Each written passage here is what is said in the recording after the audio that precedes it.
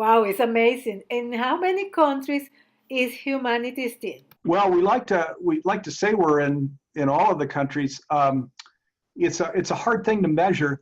When we did the Oneness Declaration supporting Global Oneness Day, and that was in 2010, we brought 52,000 signatures to the United Nations in support of Global Oneness Day. And I think we had 50 something countries that were represented. Today, we have what we call country coordinators and country contacts that organize the activity in countries. And I think we've got 30 or 40 that have a country coordinator or a country contact. Mm-hmm. So there's quite a, there also, by the way, on Facebook, there's some really vibrant communities. So if you go to Facebook and type in Humanities Team, you'll see a whole bunch of communities come up. The biggest one is the Worldwide, which has 669,000 right now, friends.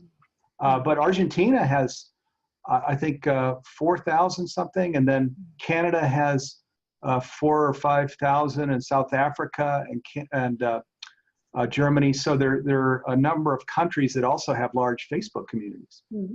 That's nice. You mentioned something very interesting about the Cultural Diversity Declaration. Can you tell us what is that?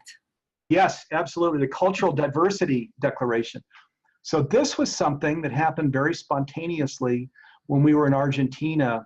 I think the year was it was 2008 or 2009. Mm-hmm. And we were, our global council is our highest governing body. We were sitting in a room with all of these leaders from all over the world. And we realized that oneness is, of course, it's about cultural diversity, which is beautiful. And that every person of every color, of every faith tradition, of every nationality had an equal role at the table. That's what oneness is. So we very spontaneously developed this cultural diversity statement. You can Google it, read it. It's beautiful. Mm-hmm. And it's how we see the world. It's actually in oneness. This is how we see the world. It's all sacred. It's all equal.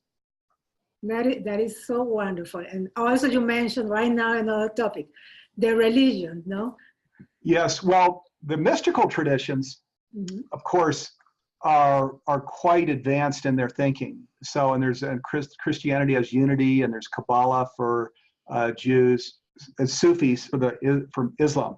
Mm-hmm. So they're quite advanced in their thinking. But in the traditional religion, often it's coming from the place of separation. So a belief in a monotheistic God in the case of these religions. Right now we're leaving out, of course, Buddhism and some of these non-theistic traditions. But so there's a sense of separation there. But there's and in some cases, depending on the denomination, there's a sense of a loving God or a fearful God. It varies. We come from the perspective that there's a lot of beautiful material actually in all sacred text. So mm-hmm. we're frequently quoting from sacred text all over the world. There are other things we'd read, and where it says we're all good. We're made as or as fearful people, which we don't believe. So mm-hmm.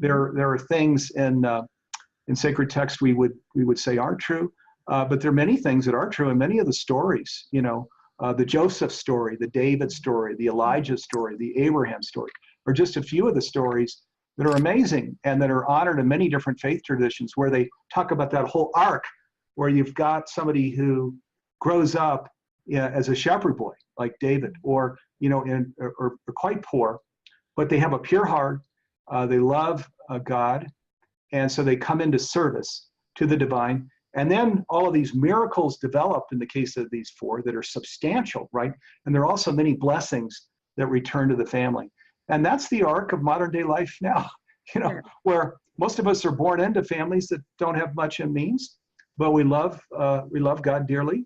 And then we're brought into these beautiful missions, where Humanities Team is one such mission. And we serve it with a pure heart. And miracles happen all over the place. And also blessings return to us and our families. This is beautiful. Also what you mentioned about that from the heart, when something comes from the heart, it's different, no? Yes, absolutely. And this is, when we talk about oneness too, it's not a mental thing, a thinking thing, it's more of a feeling thing. So in fact, it's kind of nice to just put your hand here, feel mm-hmm. your heart, feel the energy coming down into your heart and soul space. And then from your heart, then it's more of a feeling thing. You're feeling into things. You're not thinking into things. And you're in touch with your being state of, I'm in a being state of rest, of peace, of love, of blessing. And that's, oneness is really more coming from this place than some mental place. That is